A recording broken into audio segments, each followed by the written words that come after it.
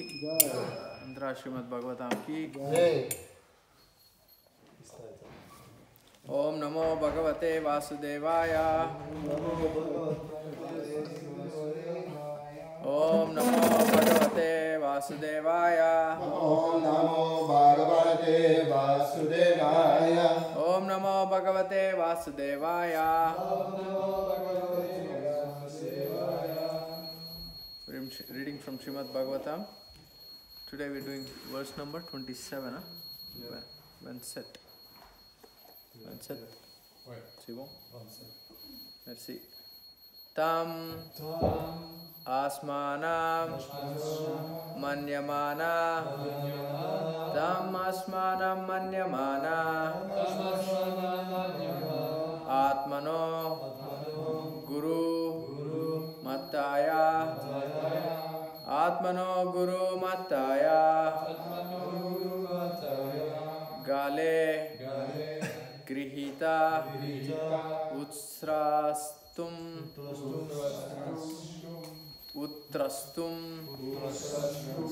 gale grihita utrastum nasaknod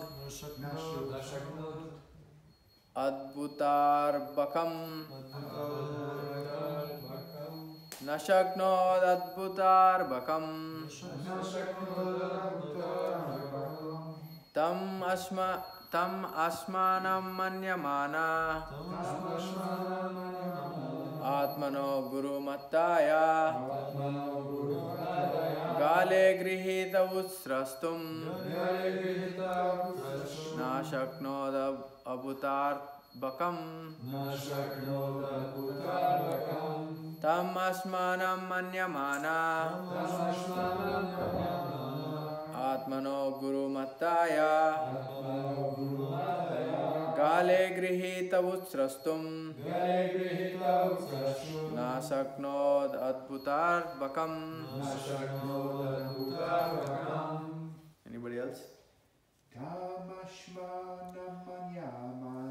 Tamashmanam manyamana atmano guru mataya gale grihita utsrastum nashaknod adbutarbakam tamashmanam manyamana atmano guru mataya gale grihita utsrastum nashaknod adbutarbakam tamashmanam manyamana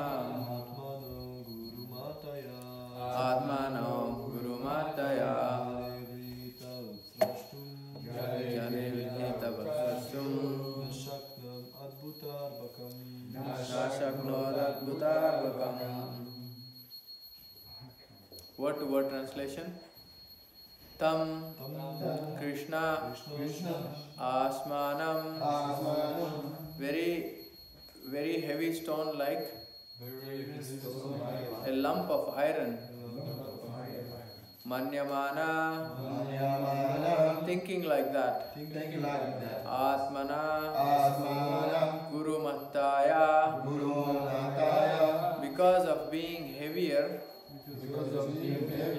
than he could personally perceive. Gale, his neck.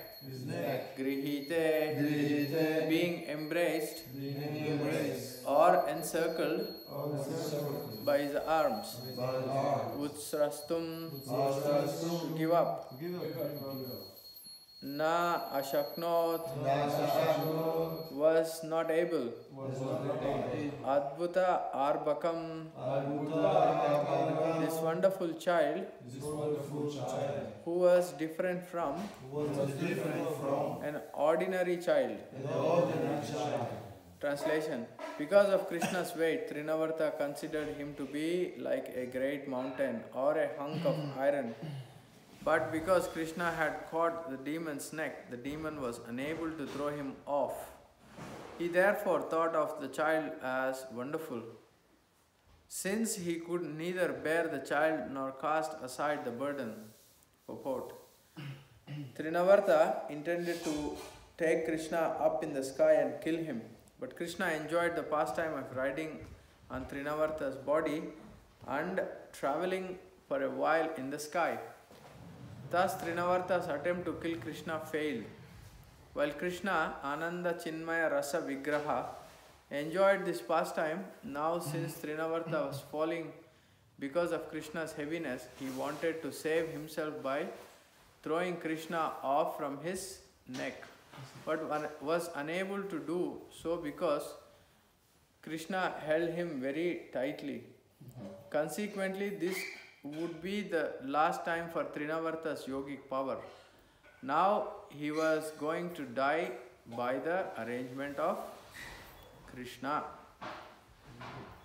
Om Ajnanati Mirandasya Jnananjana Shalakaya Chakshurun Militam Yena Tasmai Shri Gurave Namaha Shri Chaitanya Manobhishtam Stapitam Yena Bhutale Swayam Rupa Kadamayam Dadati Swapadantikam Vandeham Shri Guru Shri Yuta Padakamalam Shri Gurum Vaishnavamscha Shri Rupam Sagrajatam Sahagana Raghunathanvitam Tam Sajivam Sadvaitam Savadutam Parijana Saitam Krishna Chaitanya Devam Sri Radha Krishna Padan Sahagana Lalita Shri Vishakhanvitam Sya He Krishna Karuna Sindhu Dinabandho Jagatpate Gopesha Gopika Kanta Radha Kanta Namostute Tapta Kanchana Gaurangi Radhe Vrindavaneshwari Vishvanu Sute Devi Pranamami Hari Priye Vancha Kalpatarubhyasya Kripa Sindhubhya Evacha Patitanam Pavanebhyo Vaishnavebhyo Namo Namaha Jaya Sri Krishna Chaitanya Prabhu Nityananda Shri Advaita Gadadhara Shri Vasadi Gaura Bhakta Vrinda Hare Krishna Krishna Krishna Hare Hare Hare Rama Rama Rama Hare Hare Namo Vishnu Padaya Krishna Prastaya Bhutale Srimate Bhaktivedanta Swamiti Namne Namaste Saraswati Deve Gauravani Pracharini Nirvishesha Shunyavadi Pasyatya Deshatharini Hare Krishna. Thank you all for being here. I seek the permission and blessings of the devotees that I can share some of my realizations on this shloka. Very nice pastime of Krishna killing the demon called Trinavarta. Let's make it a little bit interactive. What was the sequence of the number of Trinavarta, Krishna in Vrindavan killing the demons? Not two. Third one. Yeah, third one. Very good. Who was the first one? Who was the first one Krishna killed? Putana. Okay. Who was the second one? Sakatasura. Yeah, card demon. Trinavarta was the third one. Yeah, the sequence goes on. And what was the anartha? Trinavarta, Bhaktivinoda Thakur portrays from Chaitanya Manjusha that every demon Krishna killed in Vrindavan has a anartha in our own heart. So, yes, Jason. Worldly knowledge which puffs you up. Very good, thank you. Yeah, this is the philosophy which is material. We think that sometimes it becomes impediment to see, people who are highly intellect, for them to see that this Krishna conscious philosophy, Vraja Bhakti, you have to become a, cowherd in Vrindavan cannot sink into them because they think that building big buildings or skyscrapers or aeroplanes is the essence of human being. So it becomes a blockage. It's not just for non-devotees, even for us, sometimes it's like, we have our doubts, right? Sometimes it's like, oh, really, Prabhupada was absolute? How can I accept that Krishna consciousness is like everything is perfect in Krishna consciousness? We get our doubts also. That's why these demons are compared in our own heart anarthas. So it's good that we, as the process progresses, we can kind of, Guru, Sadhu, Shastra always help us, guide us to get rid of these doubts, I can share one story. One time, Jaimini, the disciple of Vyasadeva, was studying the scriptures, and you know, in the scriptures it is said that you cannot spend time with even with your own mother, sister in private. Men cannot associate with women. Same with women also, ladies. You cannot frivolously associate or in privacy. You cannot just be by yourself. Jaimini got a doubt. How is it possible? It cannot be the same, you know. He went to Vyasadeva, it's his guru, Srila Vyasadeva, and said to him, how is it, I don't think it's relevant to us, you know. He said, no, why do you, don't take scripture for granted, don't take it, it's something not written for somebody else, it's written for all of us. He was like, nah, I still have my doubts. He couldn't like completely surrender to. So Vyasadeva, what he did was, in the evening, it was drizzling, the sun was going down, he takes the form of a young beautiful girl, you know, 16-year-old girl. Then he comes and knocks the door. Jaimini opens.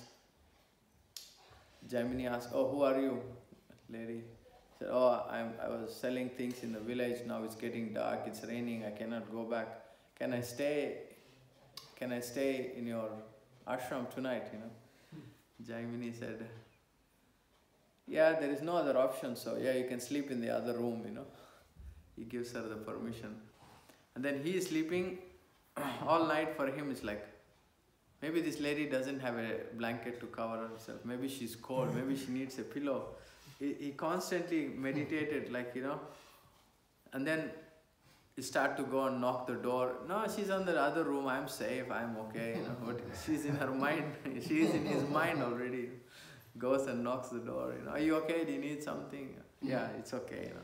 Goes back and forth all night, and then at one stage he wants to go and touch her now. And then Vyasadeva manifests, look, what have you done? I'm not a Mataji, you know. I'm a guru. See, like, you know, it's very dangerous that, you know, to think that, oh yeah, it should be okay, you know. Yeah, if you don't want to get into relationships, it's good, better. Matajis and Prabhujis don't serve each other. This is the, you know, once one takes shelter of each other, there is a danger sign there. So you have to be like little bit careful there. Very nice example. Coming back to this pastime of Trinavarta, it's amazing to see that in the purport Prabhupada writes that Krishna enjoyed the pastime of riding on Trinavarta's body. You know, it's amazing how, you see, we have the concept of God being a punisher, or, you know, we all have, God means a heavy dude sitting somewhere in the sky and he's throwing thunderbolts when we do something wrong, or but if you look at the whole, the way Krishna always serves his devotees, serves the demons so selflessly, you know, trying to somehow give them some sukruti, some kind of connection that they get purified, they become better in their thinking, in their consciousness. It's incredible. We can see in many areas, in many pastimes of Srimad Bhagavatam, where the demons are trying to attack Krishna, or trying to do something bad to Krishna, but he always takes it as like a, you know, oh yeah, he's doing something in return for me. One place is, I was reading the pastime just in relation, I thought I'll read a little bit on the same lines. I was reading the pastime of Samudra Manthan, where the milk ocean was churned. You can see there, the tortoise, the kurma form is formed only to please the demons and the demigods. Then the demigods go take shelter. He tells them, he orchestrates everything for the demons, for the demigods. You know, he says that You have to be peaceful. It's very nice, you know. Such a nice pastime. Krishna tells to the demigods, you have to be peaceful and patient, and you will achieve your goal. I was reading it this morning, like the whole point. You know, when Brahma and all the demigods go, they glorify. Even for us, it's such a nice thing when we go approach somebody. Like just say, you know, we have a saintly person. We go, usually we pour out all our, Maharaj, Prabhu, I have problems, you know. So usually we should be like going and appreciating them first, you know. This is Radha Govinda Maharaj. Radha Govinda Maharaj, I'll just give an example on the background of that. Radha Govinda Maharaj is a Prabhupada disciple. Kadambakanan Maharaj was managing already the Vrindavan temple. He used to go and knock every day, Radha Govinda Maharaj, the door of Kadambakanan Maharaj, and paid his obeisances and said, thank you. Kadambakanan Maharaj was like surprised, you know. Kadambakanan Maharaj, like basically according to the relationship, is like his disciple, is like his nephew, you know, spiritually speaking. He asked one time, Maharaj, what are you doing? Why are you coming and paying me obeisances every day?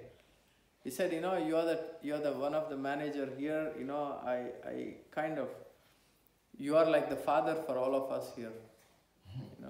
You know, he's going far and above his you know, protocols to serve and to show that you know, in this way the relationships gets better when we show our gratitude, our thankfulness to each other. You know, doesn't have to be like, you know, authority or managers. Or every single devotee, you know, if we are grateful, whatever they are doing, you know, whatever they are instrumental in our lives, makes such a big difference. First thing when we see, just think about the positive thing this person has done to us. First thing, you know, immediately, you know, usually the mind's tendency is, as soon as I see one person, my God, this guy, I want to run away. You know, it's like such a headache, you know.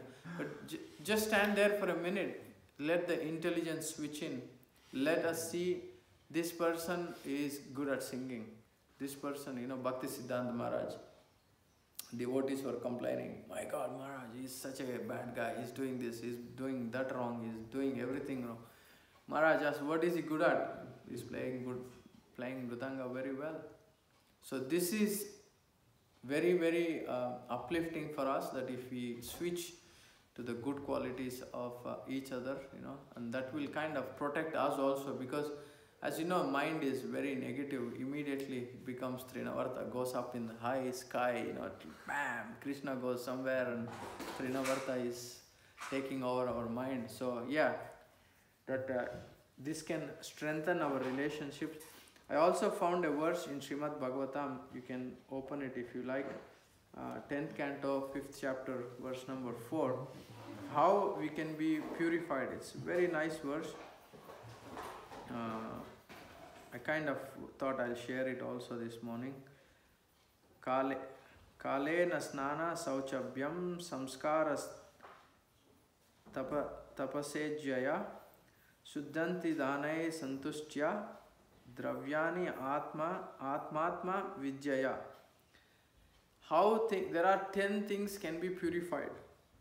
Kalena, how by due course of time the land and other material things are purified.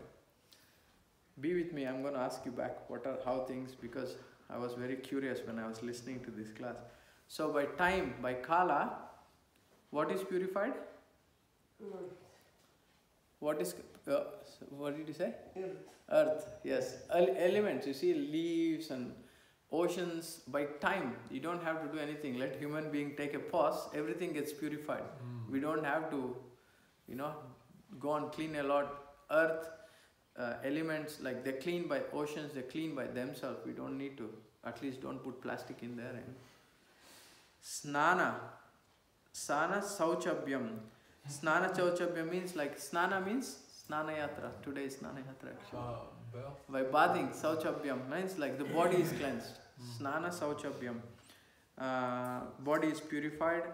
And even it is said that by cleaning, scrubbing things, the objects get purified. Samskarai. What is samskarai? Birth. There are dasavida samskaras. There are samskara for birth. For birth. Yeah, like purificatory process for, like, one of them is birth. There are dasavida samskaras. There are 10 again. One of the main one is birth. So, tapasa, austerity. What does austerity purify? Mind. No. When you do austerity, I don't know how many of you did Nirjala Ekadashi. Body is still coming. Body, senses. It's good. Your senses get purified when we do austerity. Yeah. You know what is the word austerity? Or you knew? So yeah. You know also, I guess, austerity. We purposefully take up fastings, purposefully take up like vows. You know, a little bit out of our comfort zone, so that we just don't eat all the time, don't sleep all the time. So we go out of our waking up for Mangalarti, austerity. Ijya means Brahmanas get purified by, who can guess? How Brahmanas get purified? Don't look, don't cheat. How Brahmanas get purified? Bathing? That's for the body, bathing. Yeah. Ijja, Brahmanas get purified by worshipping. Yeah. And Sudjanti, purified. Dane.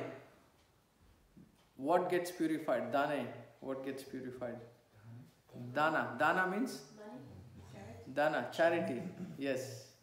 What gets purified is the money, the wealth, the gold. It says, by giving charity, our money is purified. Usually we think that I have 100 euros, I will hold on to it rest of my life, it helps. No, this 100 euros becomes to the best of it, just giving it to Krishna. You know, even a percentage of it, we may not be able to, we have to start somewhere. You know, it's Indian culture, you see wherever you go in the temples, you can see, even people don't have money. You know, in the West, we think only rich people should give donations, charities, because they have money. If you go to Tirupati, you know, it's like the world's biggest donation box you will find. They collect like millions in a day. But the collection mostly comes from people who are middle class and lower middle class, because they know when they give to Krishna, they get more. This is ingrained in them. I see poor people, they cannot even afford to buy a meal, they still give donation to the temple. Yeah. It's amazing, isn't it? India, it's incredible. It really surprises. In the West, we are like, I have 100 euros. Better stash it for my emergencies. But if you give that 100 euros, you will never get an emergency. You know, we are all worried about emergency. Krishna takes away all the emergencies. You know? I mean, we experience it here ourselves. As you know, we are always like living on an emergency loka in New Mayapura. Krishna always gives, you know. Santushtya. Santushtya means satisfaction. What is satisfied? Satisfaction is purification for what? Mind. Yes, that's right. Bhagavad Gita also explains that. So satisfaction is for mind. You know, you can have so much wealth, but if you're not satisfied, you're craving for more and more and more. You just imagine, yeah, I'm happy. I have prasad, I have house, I have car. You know. Okay, you know, if you are, this is Krishna's quota to me. My life becomes very peaceful. The more we want, the mind never is satisfied. The mind wants wild traps always. Maybe, you know, you should go and live in Hawaii, or, you know, you should go there or do this, you know. Let's keep the mind satisfied.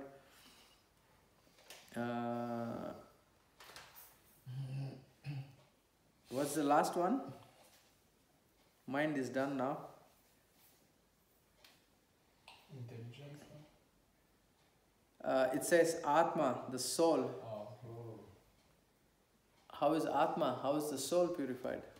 Love, connection to Bhagavan. Yeah, very good. But there is something specific. Prema. Kirtan. Devotion. Yes, yes, yes. They're all part of it.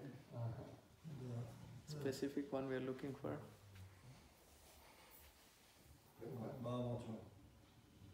Holy name, yes, but there is something more part of it. It says Vidya here, Prabhupada translates it as self-realization. For the soul, self-realization is the package, you see. Everything else is like holy name and love and everything is kind of part of the self-realization we are talking about. Yeah, very nice sloka. I thought I can share this one. There's one more sloka. Yeah, kind of. I thought I can also get that one out. Yeah, this famous sloka from 11th canto. Kayena vacha manasendriyarvar buddhyatmana manuswaratsvabhavat karoti yatyat sakalam parasmahi narayaneti samarpayetat. It says, in accordance with the particular nature one has acquired in conditional life, whatever one does with body, words, mind, senses, intelligence, or purified consciousness, one should offer to the supreme thinking. This is for the pleasure of Lord Narayan. So, whether it is pure or impure or consciousness, this is like you can see, it is explained or purified consciousness, means it is being segregated. Here, whatever one does with body, words, mind, senses, intelligence, or purified consciousness. I was meditating, what is Prabhupada trying to say? Or what is the translation saying? So it's like the first primary part, it is being divided into two parts. The primary part is mind, intelligence, body, words, all this is categorized. All of this can become purified consciousness by engaging everything to Krishna. Right? This is such a nice thing that, or, I was like, why Prabhupada use or, O-R, you know? So, any situation we are in, we should be thinking, whatever we are doing, this is for the pleasure of Krishna. I'm doing, we can, it also makes us question ourselves. I'm going to sleep, is this for Krishna or is this for me? Yeah, I need the sleep, okay, I sleep enough so that I can function nicely for Krishna's seva. Yeah, we can relate everyday activities, every day our thinking, every day our activities, is it in line with Krishna? Is it pleasing Krishna? So it makes life like kind of like, oh yeah, I can improve more, I can improve more, I can improve more. This is the hunger which develops when we are kind of like meditating ourselves, our consciousness gets purified by always trying to please Guru and Krishna. Yeah, any questions so far on this thing? And then we can add something more. Yes, Prabhu? I was interested in the translation here. 10. This is the 10.5.4, or which one? Just this one, is it? Oh, which sloka are you talking about? We're at the end already. Can we ask general Yeah. question? You can. But I'm asking, is it about this sloka or the other slokas I quoted? About this sloka. Okay, sure. Okay, go ahead. Okay. Yes, please. So, I'll tell you my realization, because I see here it says Guru Mataya, so because it's heavy, like a guru, and I'm just, because I'm reading Srimad Bhagavatam at the moment, I decided to read it from the very beginning, since the time I've been here. I've got to about canto 3 right now. That's fast. But it's beside the point. What happened last time I read Srimad Bhagavatam, I struggled really through cantos 3 and 4. Yeah, what I'm trying to say is, I think this is actually slightly my problem is that I've got a lot of this demon inside me, that I have I've experienced a lot of mundane knowledge in my life, and it's made me kind of resistant to reading Srimad Bhagavatam nicely and in a humble way to be able to absorb it. So that's just but what I wanted to say was here, I thought this was actually quite a nice word, because it says here, grihite means being embraced or encircled by his arms. So if you think that Krishna is a guru, he is the original guru actually, right? So I'm thinking now, maybe if I think he's embracing me, this is quite a nice mood to read something like Bhagavatam. So it's not such a battle, because as the last time I read it, I really slogged through cantos 3 and 4. I found it a real struggle. So I'm going to try to approach it in more of a less resistant mood. That's a good one. Yes, good idea. We always have this resistance in our mind, because we think that I was in Brisbane. I just started traveling with Jananand Maharaj. That's where I got initiated. And I was working as a chef in a hotel, and I was breakfast in charge. That means we know 100 ways of cutting fruit, like designer fruits for breakfast for VIPs, make platters which look like stunning and stuff. Maharaj asked me, first service was go and cut the fruit, for the deities. I was like, where to start? Because what to do now? I was thinking, which is right? My hotel knowledge, I know, or I took extra time, and Maharaj was pushing. But later on, I realized the way he likes to cut the fruit for deities was something specific that I have to adapt, give up my old knowledge, whatever I have, or utilize, dovetail it. It was a little bit of resistance for me, that I had to kind of work on my own mind, that please let me surrender, The same situation was one time I was driving. Maharaj is really good with roads. I'm not used to really driving in big cities, and I was living in Gold Coast, was smaller, relevant to Brisbane. So Maharaj told me that, turn off your GPS. I will guide you. For me, it was you see, all your life you're used to looking at a screen, and especially going from India, I was not used to driving in a city at all. And then I can see the screen there. Maharaj is asking me, don't look at the screen. And he's telling me that I will guide you. For me to surrender to that, I could look back and I could see the mind was so strongly conditioned to do what you're normally meant to do. But Maharaj is so good, he was guiding me from turn left, turn right. Later I realized, this is surrender. I need to let go of my own, knowledge and this and that. Anything else? Any other questions or comments? This pastime, again, you can see that even Krishna is kind of giving him mercy. Like I quoted from Samudra Manthan, from the Milk Ocean, how he becomes the tortoise, Ajita. He actually he extends to a tortoise which is 800 miles. And it is said that he was actually he was very pleased. He wanted to always give this opportunity to serve. It's not that he's like a god that, you serve me and I'll give you benedictions. No, I don't think Krishna has that. But this tortoise, when they were churning, he was getting pleasure, he had a itch on his back, It's like, how, Supreme Lord? But he does anything for the devotees, everyone is a devotee for him, You can see that. You can see in the pastime of Kaliya also, when he chastises Kaliya, the Nagapatnis, the wives of the serpent come, and they were in such a rush, they pick up, Krishna goes and puts his Samantaka, is the necklace he wears, the Samantaka jewel, he goes and puts in their jewelry. And they bring the Samantaka jewel to saying, Krishna, we brought something for you. I mean, they couldn't even figure out they didn't have it or they have it. They just wanted to come and serve Krishna. So in the background, Krishna is always making arrangement.